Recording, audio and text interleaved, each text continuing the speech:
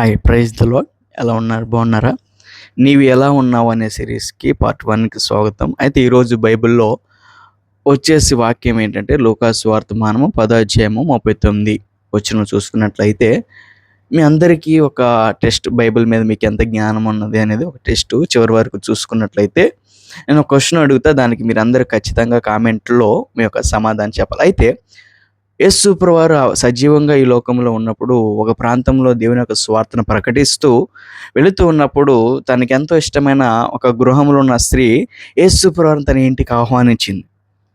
ఎప్పుడైతే ఆహ్వానించిందో యేసు ప్రభువారు వాళ్ళ ఇంటికి వెళ్ళినప్పుడు ఆ ఇంట్లో ఇద్దరు స్త్రీలు ఉంటారు. అయితే ఆ ఇద్దరు స్త్రీలో ఒక స్త్రీ ఏం చేసిందంటే యేసుప్రభువారి పాదాల దగ్గర కూర్చొని దేవుని యొక్క సువార్త వింటుంటే మరొక స్త్రీ ఏం చేస్తుందంటే, యేసుప్రభువారు వచ్చారు, వీళ్ళందరూ వచ్చారు అని చెప్పేసి హడావిడిగా ఇంట్లో అటు ఇటు తిరుగుతుంది, అటు ఇటు పనులు చేస్తూ ఉంది, హడావిడి చేస్తా కొంత సమయం వచ్చిన తర్వాత యేసుప్రభువారి దగ్గరికి వచ్చి ఇలాగంటుంది, అయ్యా ఆ స్త్రీ కొంచెం చెప్పొచ్చు కదా, నేను ఒక్కదానే పని చేస్తున్నాను కదా, నీకేం చింత లేదా, నేను ఒక్కదాన్ని ఇక్కడ ప్రయాసపడుతున్నాను, అలాగా నీ దగ్గర కూర్చోబోని పని చేయకపోతే నాకు వచ్చి హెల్ప్ చేయొచ్చు అని చెప్పొచ్చు కదా అన్నప్పుడు యేసు ప్రభువు అంటాడు, అమ్మా నువ్వు ఎందుకు అంత తొందరపడుతున్నావు, ఎందుకు అంత ఆరాటపడుతున్నావు? ఈ స్త్రీ, నువ్వైతే అటు ఇటు తిరుగుతున్నావు, ప్రయాసపడుతున్నావు, కానీ ఈ స్త్రీ ఉత్తమమైన దాన్ని ఎంచుకుంది. అది ఆమె యొద్ద నుంచి ఎవరు ఈ రోజు కూడా చూసుకున్నట్లయితే చాలా మంది అయ్యా మా ఇంట్లో ప్రార్థన పెట్టండి అని అంటారు, కానీ ప్రార్థనకు వచ్చినప్పుడు ఎవరు కూడా ఇంట్లో గురాన్ని మనం చూసుకున్నట్లయితే ఎవరు వాక్యాన్ని వినరు.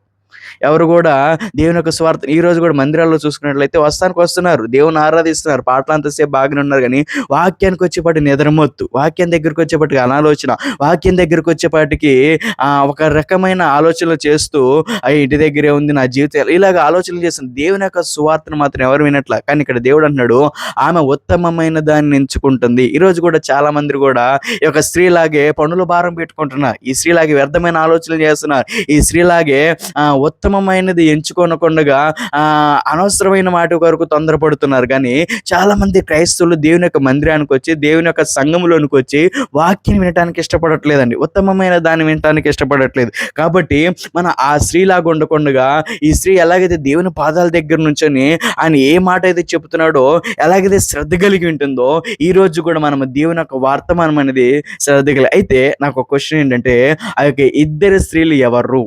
యేసు ప్రభువారు వాళ్ళ గృహానికి వచ్చి మాట్లాడుతున్నాడు కదా, ఆ ఇద్దరు స్త్రీలు ఎవరు అనేది మీరు కామెంట్లో ఖచ్చితంగా తెలియచేయాలి.